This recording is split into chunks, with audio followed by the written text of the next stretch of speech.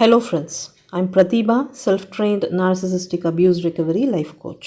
Narcissistic abuse பற்றின கன்ஃபியூஷன்ஸையும் டவுட்ஸையும் clarify பண்ணிக்கிறதுக்காகவும் ஹீலிங்காகவும் என்கிட்ட paid session attend பண்ணணும்னு நினைக்கிறவங்க ஸ்க்ரீனில் தெரிகிற இந்த வாட்ஸ்அப் நம்பருக்கு மெசேஜ் பண்ணுங்கள். சைல்ட்ஹுட் அப்யூஸ்னால் சுயமதிப்பு, சுயமரியாதை, தன்னம்பிக்கை இந்த மாதிரி பாசிட்டிவான மென்டாலிட்டி டெவலப் ஆகிறது சில குழந்தைகளுக்கு தடப்பட்டு போயிடும். ஒழுங்கான செல்ஃப் ஐடென்டிட்டி டெவலப் ஆகாது, தாழ்வு மனப்பான்மையோடு வளருவாங்க. வளர்ந்த பிறகு அவங்களோட அந்த வீக்கான பர்சனாலிட்டியால் உள்ளுக்குள்ளே ரொம்ப ஒர்த்லெஸ்ஸாக ஃபீல் பண்ணுவாங்க. அந்த வீக்கான பர்சனாலிட்டி மற்றவங்களுக்கு தெரிஞ்சால் மதிக்க மாட்டாங்க, மரியாதை கொடுக்க மாட்டாங்க. வாழ்க்கையில் நம்ம எதையுமே சாதிக்க முடியாது, நம்ம தோற்று போயிடுவோம் அப்படின்னெல்லாம் யோசிப்பாங்க. இதுதான் இந்த நச்சுகளுக்கு டெவலப் ஆகிற முதல் பயம். அந்த பயத்தால் ஒரு போலியான பர்சனாலிட்டியை டெவலப் பண்ணுவாங்க. ஒரு சிலர் கிராண்டியோஸான பர்சனாலிட்டியை உருவாக்கிப்பாங்க, ஒரு சிலர் வல்னரபிளான பர்சனாலிட்டியை உருவாக்கிப்பாங்க. இவங்க உருவாக்குற அந்த ஃபேக்கான பர்சனாலிட்டியை நிரந்தரமான முகமூடியாக ஃபிக்ஸ் பண்ணிப்பாங்க. அந்த முகமூடி அவங்களோட வீக்னஸ் வெளியே தெரியாமல் காப்பாற்றும். அவங்களோட அந்த ஃபேக் பர்சனாலிட்டியால் அவங்களுக்கு மதிப்பும் மரியாதையும் கிடைக்கும். அவங்கள நல்லவங்க, அப்பாவிங்க அப்படின்னு எல்லாரும் நினைப்பாங்க. அவங்களோட நடிப்புக்கு மயங்கி எல்லாரும் அவங்கள ரொம்ப ஸ்பெஷலாக நடத்துவாங்க. அந்த ஃபேக் பர்சனாலிட்டியை யூஸ் பண்ணி இந்த நச்சுகள் அவங்களோட ஒட்டுமொத்த லைஃப்பையும் பில்ட் பண்ணுவாங்க. கல்யாண வாழ்க்கை, நட்பு வட்டாரம், இது எல்லாமே அந்த ஃபேக்கான பர்சனாலிட்டியை சுற்றி டெவலப் ஆகியிருக்கும். அந்த ஃபேக் பர்சனாலிட்டிக்கு பின்னாடி ஒளிஞ்சிட்டு இருக்கிற அவங்களோட அந்த வீக்கான பர்சனாலிட்டி வெளியே தெரிஞ்சால் அசிங்கப்படுத்துவாங்க, அவமானப்படுத்துவாங்க, எல்லாரும் அவங்கள ஒதுக்கி வச்சுடுவாங்க அப்படின்னும் பயப்படுவாங்க. ஸோ அவங்களுக்குள்ளே இருக்கிற அந்த வீக்கான பர்சனாலிட்டியை கவர் பண்ணுறதுக்காக அவங்க உருவாக்குன அந்த போலியான பர்சனாலிட்டியை சேஃப்கார்ட் பண்ணுறது அவங்களோட வாழ்நாள் லட்சியமாக மாறிடும். ஏன்னா அந்த ஃபேக் பர்சனாலிட்டி இல்லைன்னா அவங்களுக்கு எதுவுமே இல்லை. லிட்ரலி அவங்களுக்குள்ளே இருக்கிற அந்த சூன்யம் அது வெளியே தெரிஞ்சால் அவங்க வாழ்க்கையே சூன்யமாயிடும் அப்படின்னு பயப்படுவாங்க. ஸோ அந்த ஃபேக் பர்சனாலிட்டியை பாதுகாக்கிற கவசமாக டிஃபென்ஸ் மெக்கானிசம்ஸை டெவலப் பண்ணுவாங்க. பொய், பித்தலாட்டம், புரளி பேசுகிறது, விக்டிம்ஸை ஐசோலேட் பண்ணுறது, ப்ளேம் ஷிஃப்ட் பண்ணுறது, case lighting, silent treatments, smear campaign, இதெல்லாம் இவங்களோட டிஃபென்ஸ்க்காக இவங்க யூஸ் பண்ணுற டூல்ஸ். இவங்க நினச்சதை சாதிக்கிறதுக்கு பொய்யா பேசுவாங்க, பெத்தலாஜிக்கல் லயர்ஸாக இருப்பாங்க. விக்டிம்ஸை தனிமைப்படுத்தி ஃபுல் கண்ட்ரோலில் வச்சுப்பாங்க. அதுதான் ஐசோலேஷன். தப்பு செஞ்சு மாட்டிக்கும்போது மற்றவங்க மேலே பழியை போட்டு எஸ்கேப் ஆகிடுவாங்க. அதுதான் ப்ளேம் ஷிஃப்டிங். மற்றவங்களோட இமோஷன்ஸை கேஸ்லைட் பண்ணுவாங்க, அப்படியெல்லாம் ஒன்றுமே இல்லையே அப்படின்னு நிராகரிச்சிருவாங்க. அப்புறம் சைலண்ட் ட்ரீட்மெண்ட்ஸ் மூலமாக விக்டிம்க்கு தண்டனை கொடுப்பாங்க. அந்த சைலண்ட் ட்ரீட்மெண்ட்டால் ஏற்படக்கூடிய அந்த இமோஷனல் பெயினை தாங்கிக்க முடியாமல் விக்டிம்ஸ் அடிப்பணிஞ்சு போகிற ஒரு கட்டாய சூழலை ஏற்படுத்துவாங்க. விக்டிம்ஸ்க்கு உண்மை தெரிஞ்சு அவங்க அதை பற்றி வெளியே சொல்லும்போது யாரும் அதை நம்பிடக்கூடாதுங்கிறதுக்காக முன்னேற்பாடாக இந்த ஸ்மியர் கேம்பெயின் மூலமாக விக்டிம்ஸ் பற்றி ஒரு பொய்யான இமேஜை மற்றவங்களுக்கு நடுவில் பரப்பி விட்டுருப்பாங்க. விக்டிம்ஸை பிரெயின் வாஷ் பண்ணி அவங்களோட நம்பிக்கையை உடைச்சி எமோஷ்னலாகவும் ஃபினான்ஷியலாகவும் டிபெண்டன்சியை க்ரியேட் பண்ணி அவங்கள ஒரு ஹெல்ப்லெஸ் மென்டாலிட்டிக்கு கொண்டு போய் ட்ராப் பண்ணிடுவாங்க. விக்டிம்ஸும் வேறு வழி தெரியாமல் அந்த ட்ராப்பில் லைஃப் லாங் ஸ்டக் ஆகிடுவாங்க. நச்சுகளுக்கு லைஃப் டைம் கம்பெனி உறுதியாயிடும். இந்த மாதிரி நச்சுகள் அவங்களோட அந்த ஃபேக் பர்சனாலிட்டிக்கு பங்கம் வந்துடாமல் பாதுகாக்கிறதுக்காக பாரபட்சமே இல்லாமல் யாரை வேணாலும் பலி கொடுப்பாங்க. ஆக மொத்தம் அவங்களோட இமேஜ் டேமேஜ் ஆகாமல் இருக்கணும். அதுக்காக அந்த டிஃபென்ஸ் டூல்ஸை யூஸ் பண்ணி சுற்றி இருக்கிற மனுஷங்களையும் சூழலையும் கண்ட்ரோலில் வச்சுருப்பாங்க. அதுதான் அவங்களோட ஒரே குறிக்கோள். அந்த கண்ட்ரோல் கேமை வாழ்நாள் முழுக்க தொடர்ந்து விளையாடிக்கிட்டே இருப்பாங்க. அவங்களோட அந்த ஃபேக் பர்சனாலிட்டிக்கு ஆபத்து வரும்போதெல்லாம் அவங்களோட அந்த டிஃபென்ஸை இன்னும் ஸ்ட்ராங் ஆக்குவாங்க. கிராண்டியோஸ் மெலிக்னண்ட்டாக இருந்தால் உடனே பவரையும் கோவத்தையும் காட்டி அட்டாக் பண்ணுவாங்க. இதுவே வல்னரபிள் கோவர்ட்டாக இருந்தால் அப்பாவித்தனமான ட்ராமாவை ப்ளே பண்ணி சுச்சுவேஷனை கண்ட்ரோல் பண்ணுவாங்க. இது எல்லாத்தையுமே குட்டு உடஞ்சி மானம் போயிடும் அப்படிங்கிற அந்த பயத்தால் தான் இவங்க பண்ணுறாங்க. இதுதான் பேசிக்காக என்பிடி இருக்கிறவங்களோட ஆப்ரேட்டிங் மெக்கானிசம். இவங்க பயத்தால் இப்படியெல்லாம் ஆப்ரேட் ஆகிறாங்க. பட் இவங்க பயந்தாங்கோலிங்க அப்படின்னு சொல்கிறதால இவங்களை குறைச்சி எடை போட்டுறக்கூடாது. எந்த வகையிலையும் இவங்களோட அப்யூசிவ் பிஹேவியரை நியாயப்படுத்தவே முடியாது. இவங்க ஐயோ பாவம்லாம் கிடையாது. அவங்களோட அந்த ஆப்ரேட்டிங் சிஸ்டமே ரொம்ப ஆபத்தானது. அவங்க யூஸ் பண்ணுற அந்த டிஃபென்ஸால் விக்டிம்ஸோட லைஃப் டோட்டலாக டேமேஜ் ஆகிடும். கடுகளவுக்கு கூட தயக்கமும் உறுத்தலும் இல்லாமல் புருஷன், பொண்டாட்டி, பிள்ளைங்க எல்லாரோட லைஃப்பையும் பலி கொடுத்துருவாங்க. மற்றவங்கக்கிட்டேருந்து அவங்க எதிர்பார்க்குற அந்த மதிப்புக்கும் மரியாதைக்கும் தகுதியான ஆளாக தன்னை மாற்றிக்கிறத விட்டுட்டு ஒரு பொய்யான இமேஜை டெவலப் பண்ணி இல்லாத ஃப்ராடு வேலையெல்லாம் பண்ணி ஊரை ஏமாற்றி மதிப்பையும் மரியாதையும் திருட்டுத்தனமாக சம்பாதிக்கிறாங்க. லிட்ரலி எக்ஸ்ப்ளாய்ட் பண்ணி கொள்ளையடிக்கிறாங்க. இதில் இந்த என்பிடியோடு சேர்த்து சோஷியோபத்திக் அண்ட் சைக்கோபத்திக் டிஸார்டர் இருக்கிறவங்க இன்னும் பல மடங்கு ஆபத்தானவங்களாக இருப்பாங்க. இவங்கெல்லாம் மனுஷ உருவத்தில் நடமாடிட்டு இருக்கிற ஆபத்தான மிருகங்கள். இந்த நச்சுகள் எப்படி ஆப்ரேட் ஆகிறாங்க, எதனால் இப்படியெல்லாம் பிஹேவ் பண்ணுறாங்கங்கிறத அவங்க வெளிப்படையாக ஒத்துக்கவே மாட்டாங்க. அவங்களோட வீக்னஸ் வெளியே தெரியாமல் சீக்ரெட்டாக மெயின்டைன் பண்ணுறது தான் அவங்களோட பலமே. ஆனால் அவங்களோட அந்த வியர்டான பிஹேவியரை பற்றி விக்டிம்ஸோட மனசுக்குள்ளே பல கேள்விகள் இருக்கும். அந்த கேள்விக்கெல்லாம் பதில் கிடைக்காததுனால சரியான முடிவுகளை எடுக்க முடியாமல் நிறைய விக்டிம்ஸ் ஸ்டக்காகி இருப்பீங்க. உதாரணத்துக்கு நான் என்னோட லைஃப் எக்ஸ்பீரியன்ஸையே ஷேர் பண்ணுறேனே. எனக்கு இந்த என்பிடி பற்றி தெரியறதுக்கு முன்னாடி வரைக்கும் இவங்கெல்லாம் ஏன் இப்படி பிஹேவ் பண்ணுறாங்க, ஏன் இவங்களோட கேரக்டர் அப்பப்போ மாறிக்கிட்டே இருக்குது, நம்மக்கிட்ட ஒரு மாதிரியும் மற்றவங்கக்கிட்ட வேறு மாதிரியும் நடந்துக்கிறாங்க, திடீர்னு அன்பாக இருக்காங்க, திடீர்னு வெறுப்பள்ளி கொட்டுறாங்க, ஈஸியாக வாழ வேண்டிய வாழ்க்கையை எதுக்காக இவ்வளோ சிக்கலாக்குறாங்க, இந்த மாதிரி நூற்றுக்கணக்கான கேள்விகள் எனக்குள்ளே ஓடிக்கிட்டே இருக்கும். எதுக்கு இப்படி பண்ணுறீங்க அப்படின்னு நான் அவங்கக்கிட்டேயே கேள்வியும் கேட்பேன். அவங்க உண்மையாவா சொல்ல போகிறாங்க? டிஃபென்ஸ் டூல்ஸை யூஸ் பண்ணி எஸ்கேப் ஆகிடுவாங்க. கடைசி வரைக்கும் என்னோட கேள்விக்கு நியாயமான பதில் கிடைக்காம எனக்கு மண்டை பிச்சுக்கும். இந்த வாரிசு படத்தில் ஹீரோ ஒரு டயலாக் சொல்வார்ல, குடும்பம்னா குறை இருக்கும் தான், ஆனால் நமக்கு இருக்கிறது ஒரே ஒரு குடும்பம்தான்னு. அந்த மாதிரி சென்டிமெண்டலாக யோசித்து இந்த வீணாக போன குடும்பத்துக்கிட்ட மல்லு கட்டிக்கிட்டு இருந்தேன். குடும்பம்னா ஒருத்தருக்கு ஒருத்தர் சப்போர்ட்டாக இருக்கணும் அப்படிங்கிறது என்னோட கான்செப்ட். இது கோடிபெண்டன்சி கிடையாது, என்னோடது இன்டர்டிபெண்டன்சி. இன்டர்டிபெண்டன்சிங்கிறது ஃபேமிலியையும் சொசைட்டியையும் ஸ்ட்ராங் ஆக்கும். அந்த கான்செப்ட் படி என்னோட ஃபேமிலிக்கு நான் பக்கபலமாக இருக்கணும், அதே மாதிரி என்னோட ஃபேமிலி எனக்கு பக்கபலமாக இருக்கும் அப்படின்னு நான் யோசித்தேன். அதே மாதிரி இவங்கெல்லாம் ரொம்ப பாவம், தெரியாமல் தப்பு பண்ணுறாங்க, புரிய வச்சா திருந்திடுவாங்க அப்படின்னும் நான் தப்பாக யோசிச்சுக்கிட்டு இருந்தேன். அதே சமயம் அவங்க தப்பு பண்ணும்போதெல்லாம் நான் கேள்வி கேட்டுக்கிட்டே இருப்பேன். ஆக்சுவலி என்ன ஹேண்டில் பண்ணுறது அவ்வளோ ஈஸி கிடையாது. அப்புறம் எப்படி ஏமாந்தீங்கன்னு கேட்பீங்க. என்ன பண்ணுறது, அது வேறு டிபார்ட்மெண்ட். ஆக்சுவலி இந்த அவேர்னஸும் பவுண்ட்ரிஸும் இல்லாத என்னோட அந்த எம்பத்தி அதுதான் இது எல்லாத்துக்கும் காரணம். இங்கே கொண்டாந்து நிறுத்தியிருக்கு.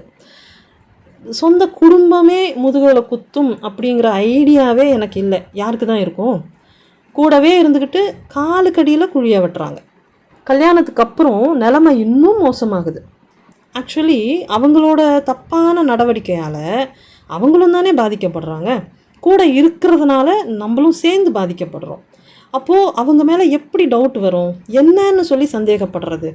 யாராவது அவங்க தலையில் அவங்களே லோடாக மண்ணள்ளி கொட்டிப்பாங்களா? ஆனால் இந்த முட்டாளுங்க அதைத்தான் பண்ணுறாங்க. I'm sorry to say this, but இவங்களை வேறு என்னன்னு கூப்பிடுறதுன்னு எனக்கு கண்டிப்பாக புரியல. கூட நிற்கிறதுனால நம்மளும் அந்த மண்ணுக்குள்ளே புதஞ்சு போகிறோம். மண்ணள்ளி கொட்டிட்டு எனக்கு என்னன்னு வேற இருப்பாங்க. ஃபேமிலியாச்சே எக்கேடோ கெட்டு போங்கன்னு சொல்லி நம்மளை மட்டும் காப்பாற்றிக்கிட்டு வெளியே வரணும் அப்படின்னு எப்படி தோணலை. அவங்களையும் சேர்த்து காப்பாற்றி வெளியே கூட்டிகிட்டு வருவேன்.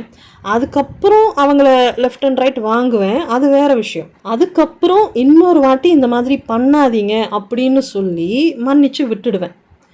ஏன்னா இதெல்லாம் தெரிஞ்சே பண்ணுறாங்க அப்படிங்கிறது எப்படி மூளைக்கு எட்டும்? யாராவது தனக்கு தானே ஆப்பு வச்சுப்பாங்களா? கண்டிப்பாக வச்சுக்க மாட்டாங்க. அப்போன்னா அவங்க ஏதோ தெரியாமல் தான் பண்ணுறாங்க அப்படிங்கிற ஒரு நம்பிக்கை. அதே சமயம் இன்னொரு பக்கம், ஏன் என்னதான் பிரச்சனை உங்களுக்கு, எதுக்கு உங்களை நீங்களே இப்படி நாசமாக்கிக்கிறீங்க அப்படின்னு தோணும். இதில் பியூட்டி என்னென்னா, இந்த டெல்யூஷனல் இடியட்ஸை காப்பாற்றுற அந்த ப்ராசஸில் நானும் சேர்ந்து நாசமாயிட்ருக்கேன் அப்படிங்கிறத நான் கவனிக்கவே இல்லை. ஏன் இப்படி நடக்குதுன்னு புரியாமல் கன்ஃபியூஷனில் நான் எனக்குள்ளேயே காணாமல் போயிட்டேன்.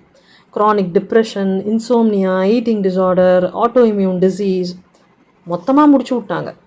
ஃபைனலி ஒரு நாள் என்கிட்ட ஒரு ஆண்ட்ராய்ட் ஃபோன் கிடச்சதும் நான் என்னோடய மென்டல் ஸ்டேட்டை பற்றி கூகுள்கிட்ட கேட்குறேன்.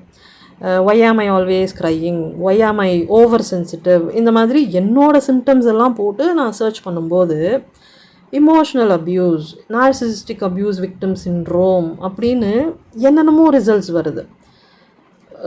செம்ம ஷாக்கிங்காக இருந்துச்சு. அது எல்லாம் நம்பவே முடியல. ஃபர்ஸ்ட் ஆஃப் ஆல் அகெயின் ஃபேமிலியாச்சே, விட்டுற முடியாதே, இவங்க திருந்துறதுக்கு ஏதாவது வாய்ப்பு இருக்கான்னு எல்லார மாதிரியும் நானும் தேடினேன். இவங்க திருந்திட்டா நான் சேஃப் ஆகிடுவேன், என்னோடய லைஃப் சேஃப் ஆகிடும் அப்படிங்கிறதுக்காக நான் அப்படி யோசிக்கலை. அவங்க இந்த டிஸார்டரால் கஷ்டப்படுறாங்க அப்படிங்கிற எம்பத்தியால் நான் அப்படியெல்லாம் யோசித்தேன். ஆனால் ஒரு கட்டத்துக்கு மேலே நான் இந்த ரியாலிட்டியை பார்க்க ஆரம்பித்தேன். பார்க்கும்போது அவங்க எதையுமே தெரியாமல் பண்ணலை, அவங்க திருந்துறதுக்கு தயாராக இல்லை, அவங்களுக்கு நம்மளோட ஹெல்ப் தேவையில்லை, நம்மக்கிட்ட இருந்து கிடைக்கிற சப்ளை தான் அவங்களுக்கு தேவைப்படுது. அந்த சப்ளைக்காக மட்டும்தான் அவங்க இந்த ஃபேமிலி அப்படிங்கிற இந்த கான்செப்டை யூஸ் பண்ணுறாங்க. இந்த மாதிரியான ஃபேமிலி சிஸ்டம் முழுக்க முழுக்க கோடிபெண்டன்சியால் கட்டமைக்கப்பட்டிருக்கு அப்படிங்கிற அந்த ரியாலிட்டி எனக்கு புரிஞ்சது. அந்த மொத்த ரியாலிட்டியும் புரிஞ்சதும் இனிமே இந்த சிஸ்டம்குள்ளே இருக்கிறது எந்த வகையிலையும் நியாயம் கிடையாது, தர்மமும் கிடையாது. என் பிள்ளைய இந்த டாக்ஸிக் சிஸ்டம்லேருந்து காப்பாற்றணும் அப்படிங்கிற முடிவோடு நான் வெளியே வந்துட்டேன். முதல்ல என்னோட சோகால்டு அம்மாவை நான் தூக்கி எறிஞ்சேன். அடுத்ததாக என்னோட இந்த சோகால்டு ஹஸ்பண்ட்கிட்ட ரொம்ப பொலைட்டாக சொல்லி பார்த்தேன், எங்களை விட்டுட்டு போயிடுங்க அப்படின்னு. 1 month டைமும் கொடுத்தேன். ஆனாலும் அவர் போகிறதா இல்லை, எதுவுமே நடக்காத மாதிரி அவர் பாட்டுக்கு இருந்தார். அதுக்கப்புறம் ஒரு நாள் ஒரு பெரிய பிரளயமே வெடித்து, அந்த இன்சிடெண்ட்டுக்கு அப்புறம் மறுநாள் காலையில் பின்னங்கால் பிடரியில் அடிக்க தெரிச்சு ஓடிட்டார். தீராத வியாதிகள் ஒரு பக்கம், ஃபினான்ஷியல் அப்யூஸ்னால் கையில் ஒரு சோர்ஸும் கிடையாது, ஃபேமிலியோடு சேர்த்து ப்ராப்பர்ட்டியையும் தூக்கி போட்டாச்சு. காலம் கர்மா இந்த 2 மட்டுமே நம்பி வெளியே வந்து இன்றைக்கி மென்டல் பீஸோடு வாழ்ந்துக்கிட்டு இருக்கோம். கடந்த காலத்தால் ஏற்பட்ட அந்த தாக்கத்திலிருந்து கொஞ்சம் கொஞ்சமாக மீண்டு வெளியே வந்துக்கிட்டு இருக்கோம். லைஃப்பில் ஸ்ட்ரகிள்ஸ் இருக்குது, பட் சஃபரிங் இல்லை. வாழ்க்கை போராட்டமாக இருக்கலாம், ஆனால் வேதனையாக இருக்கக்கூடாது இல்லையா? இந்த மாதிரி பயந்தாங்கோலிங்களோட சேர்ந்து வாழ்ந்து நம்மளும் வீணாக போகிறதுக்கு பதிலாக வெளியே வந்தால் நிம்மதியாக வாழலாம். ஆக்சுவலி நம்மளோட ஜாதகத்தையே நம்ம மாற்றி எழுதலாங்கிறேன். அதுக்கும் ஒரு எக்ஸாம்பிள் சொல்கிறேன் கேளுங்க. 2 வருஷத்துக்கு முன்னாடி நான் ஒருத்தர்கிட்ட எனக்கும் என் பையனுக்கும் ஜாதகம் பார்த்தேன். எனக்கு ஆக்சுவலி இந்த ஜாதகத்துலேயும் பெருசாக நம்பிக்கை கிடையாது, பட் சும்மா ட்ரை பண்ணேன். எல்லாம் பேசி முடித்த பிறகு அவர் ஒரு விஷயம் சொன்னார். என்னென்னா, நீங்கள் எப்படி இவ்வளோ கிளாரிட்டியோடு பேசுகிறீங்கன்னே எனக்கு புரியலை. ஏன்னா உங்கள் ஜாதகப்படி நீங்கள் இந்நேரம் மென்டலி கொலாப்ஸ் ஆகி இருக்கணும் அப்படின்னு சொன்னார். ஆஹா, எனக்கு அதை கேட்டதும் சிரிப்பு தான் வந்துச்சு. எனக்கே இது அடிக்கடி ஃபீல் ஆகும். இவங்க நம்மளை பைத்தியமாக்காமல் விட மாட்டாங்க, என்றைக்கு நம்ம ட்ரெஸ்ஸையெல்லாம் கிழிச்சிக்கிட்டு ரோட்டில் அலைய போகிறோம் தெரியலை அப்படின்னெல்லாம் தோணும். ஆனால் என்னவோ எனக்கு மென்டல் ஸ்ட்ரென்த்தும் வில் பவரும் ரெசிலியன்ஸும் கொஞ்சம் அளவுக்கு அதிகமாகவே இருந்ததால் நான் எப்படியோ தப்பிச்சிட்டேன். பட் ஸ்டில் ஹெல்த் டேமேஜஸ்லேருந்து என்னால் தப்பிக்க முடியலை. இதிலேருந்து நீங்களே தெரிஞ்சுக்கோங்க, இவங்கக்கிட்ட இருந்து வெளியே வந்துட்டா நம்மளோட ஜாதகத்தையே மாற்றி எழுதிடலாம். உண்மை என்னென்னா, இவங்கெல்லாம் பக்கா டெல்யூஷனல் இடியட்ஸ். இந்த இடியட்ஸோடு இருந்தால் நம்மளை பைத்தியமாக்கி ரோடாக அலைய விட்டுருவாங்க. ஆக்சுவலி இதில் இருக்கிற உங்களை பற்றின ஒரு பெயின்ஃபுல்லான உண்மை என்ன தெரியுமா? இந்த அப்யூஸில் இருக்கிறதையே நிறைய பேர் கம்ஃபர்ட் ஜோனாக பார்க்குறீங்க. வெளியே போகிற ரிஸ்க்கை விட இந்த அப்யூஸில் வாழறது சேஃப்னு நினைக்கிறீங்க. 2021 நான் இந்த டாக்ஸிக் ஃபேமிலி சிஸ்டமை விட்டு வெளியே வரும்போது என்னோட வயசு 43. இந்த வயசில் என்னோட அந்த க்ரானிக் இல்னஸோட என்னால் வெளியே வந்து வாழ முடியும்னா 20s 30s இருக்கிறவங்களால ஏன் வாழ முடியாதுன்னு கேட்குறேன். சொசைட்டி, குழந்தைங்க, தீராத வியாதி, ஃபினான்ஷியல் டிபெண்டன்சி, வயசு, படிப்பு, இது எதுவுமே நம்மளோட ஃப்ரீடம்க்கு தடையாக இருக்கக்கூடாது. ஆக்சுவலி இதெல்லாம் உண்மையான தடையும் கிடையாது. இந்த பயந்தாங்கோலிங்க மைண்ட் கேம் விளையாடி உங்களை தனியாக வாழ முடியாது அப்படின்னு சொல்லி பிரெயின் வாஷ் பண்ணி அவங்களோட உலகத்துக்குள்ளே ட்ராப் பண்ணி வச்சுருக்காங்க. உங்களோட இந்த இயலாமையே உண்மை கிடையாதுங்கிறேன். உங்களோட பலத்தை உங்களுக்கே தெரியாமல் உங்ககிட்ட இருந்தே ஒழிச்சு வச்சு கண்ணாமூச்சி ஆடிக்கிட்டு இருக்காங்க. இந்த பயந்தாங்கோலிங்க அவங்களோட பயம், இன்செக்யூரிட்டிஸ் இதையெல்லாம் உங்கள் மனசுக்குள்ளே விதைச்சி உங்களை பயமுறுத்தி அவங்க கூடவே வச்சுருக்காங்க. லிட்ரலி இந்த பயந்தாங்கோலிங்க உங்களை ஹிப்னோட்டைஸ் பண்ணி வச்சுருக்காங்க.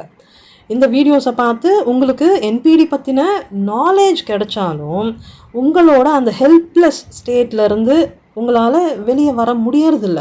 அந்த பயந்தாங்கொல்லிங்க அவங்களோட பாதுகாப்புக்காகவும் அவங்களோட அந்த நார்சிசிஸ்டிக் சப்ளைக்காகவும் உங்களை கட்டியாக பிடிச்சி வச்சுருக்காங்க. அந்த பயந்தாங்கொல்லிங்க அவங்களோட ஆதாயத்துக்காக உங்களை மென்டலி ட்ராப் பண்ணி வச்சுருக்காங்க. இல்லாத பயத்தை எல்லாம் உண்மைன்னு நம்பிக்கிட்டு நீங்களும் கிளிப்பில்ல மாதிரி அவங்க உங்கள் மனசுக்குள்ளே விதைச்சி வச்சுருக்கிற அந்த வார்த்தைகளை சொல்லிக்கிட்டே இருக்கீங்க. அம்மா அப்பா இல்லாமல் இந்த சொசைட்டியில் தனியாக வாழறது ஆபத்து, வேலை கிடைக்காது, சம்பாதிக்க முடியாது, பிள்ளைங்களோட சேஃப்டிக்காக நான் வாழ்ந்துட்டுருக்கேன், வெளியே போயிட்டால் பிள்ளைங்களுக்கு வசதியான லைஃப்பை கொடுக்க முடியாது, அதனால் வேறு வழி இல்லாமல் அட்ஜஸ்ட் பண்ணி வாழ்ந்துட்டுருக்கேன் அப்படின்னு ஏதோ கடவுள் சொன்ன கீதை மாதிரி அதையே சொல்லிக்கிட்டு இருக்கீங்க. இது எல்லாமே இந்த பயந்தாங்கோலிங்க உங்களுக்குள்ளே விதைச்சி வச்சிருக்கிற பயம், பழக்கப்பட்ட பயம். இதெல்லாம் இந்த பயந்தாங்கொலிங்க கிட்ட இருந்தும் உங்களோட பயத்திலிருந்தும் மீண்டு வர்றதுக்காக என்கிட்ட பேஜ் செஷன் அட்டன் பண்ணணும்னு நினைக்கிறவங்க ஸ்க்ரீனில் தெரிகிற இந்த வாட்ஸ்அப் நம்பருக்கு மெசேஜ் பண்ணுங்கள். பத்திரமா இருங்க, பாதுகாப்பாக இருங்க, சந்தோஷமாக இருங்க. Bye friends.